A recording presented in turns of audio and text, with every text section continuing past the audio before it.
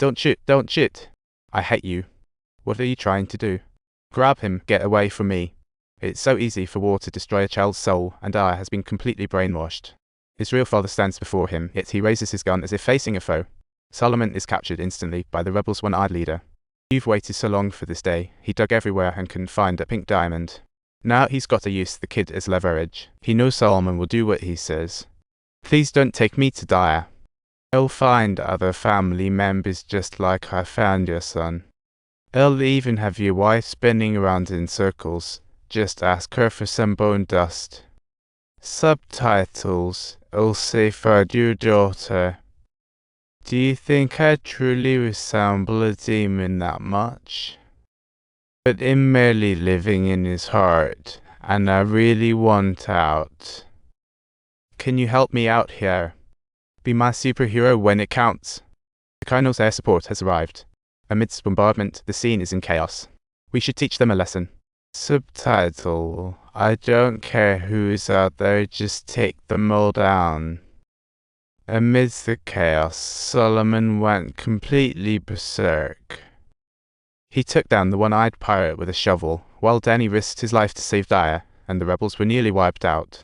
After securing the area, the Colonel immediately asked about the pink diamond. Danny tried to negotiate a 50-50 split, but no one, so Danny and Solomon sang a duet, one threatening like a madman, and the other refusing to yield. In the end, the Colonel reluctantly agreed to a 40-60 split. Danny pushed Dyer out, making Solomon back down, but only once Solomon unearthed the pink diamond. They'd have no reason to live anymore. So Solomon kept stalling, wasting time in all the wrong places, and Danny clearly understood that. After handling everyone, Solomon kept digging. Others might arrive anytime. Then Danny realized, I think I've been shot. Before long, Solomon finally dug up the pink diamond, but Dyer had his gun pointed at Danny. The poor kid was so brainwashed that he even aimed at his dad. Solomon slowly stood up. Solomon approached Dyer to help recall his past, shared family tales, ceasing to be just Danny's dad.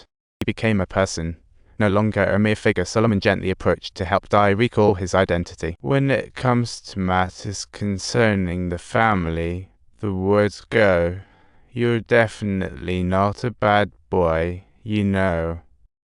I'm your father, and you love me. You'll come home with me, and be my son again. At last Dyer dropped the gun. A father's love led the boy back, but before the reunion warmth lingered, the Colonel's troops pursued, and the three fought back. He fled uphill wildly. At the peak, Danny had a plane ready for rescue. It's a 10-kilometer trek, and Danny struggled all the way. With his previous gunshot wound, he was completely out of steam halfway up. So Solomon had no choice but to carry him on his back. It was just like weightlifting. No, this can't be. Please just stop. Stop it. Don't do this. Oh, people, just stop. But halfway out, Danny realized he was barely hanging on. The gunshot pain was unbearable. He stopped. Finally, he saw the coveted pink diamond and examined it briefly.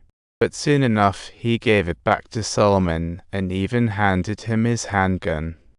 Subtitles. He gave him a reminder, stating that if the pilot attempted any deceitful tricks, he could take direct action and should never trust him.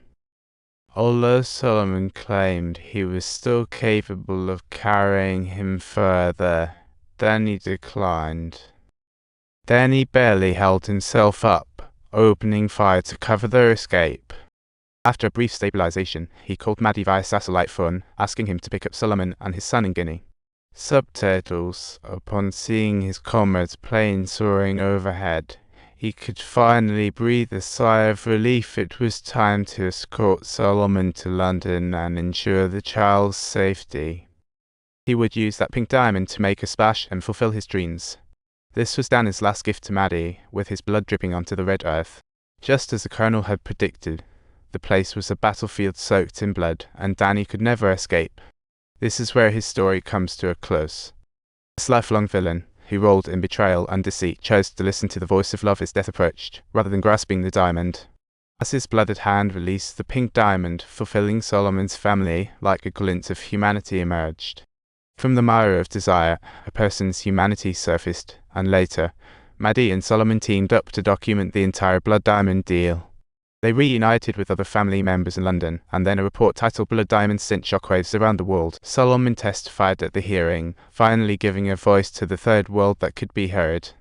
This movie is called Blood Diamond, and it caused a sensation after its 2006 release, making natural diamonds lose It even faced a collective boycott from diamond dealers in South Africa, while diamond giant De Beers stepped in to emphasize that those situations are in the past.